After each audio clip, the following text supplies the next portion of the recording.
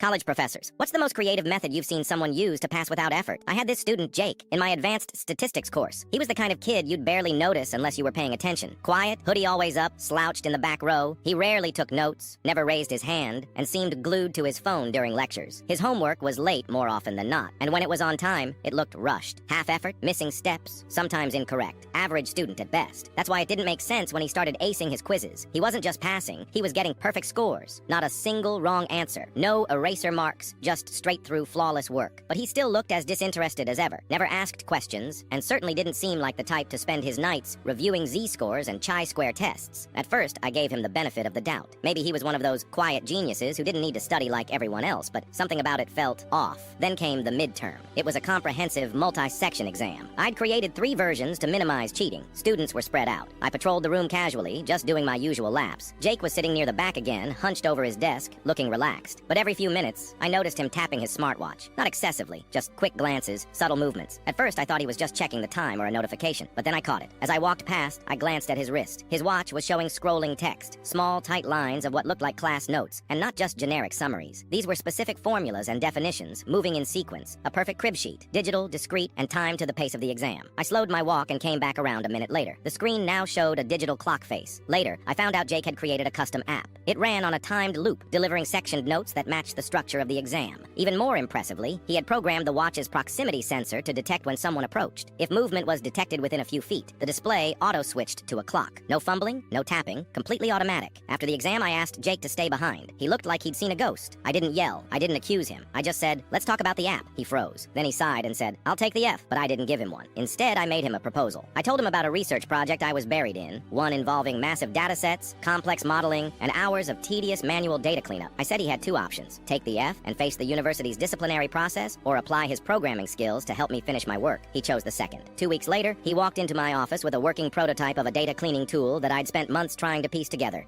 It not only handled the cleanup, but also optimized variables, flagged outliers, and generated reports that were actually readable. It was elegant, efficient, and saved me hundreds of hours. By the end of the semester, we had co-authored a paper together. It was published the following spring in a well-respected journal. His name appeared next to mine on the masthead. Jake never cheated again. He didn't need to. He went on to double major in statistics and computer science. Graduated with honors. Last I heard, he's working at a major tech company, helping develop algorithms for predictive modeling at a scale I can barely comprehend.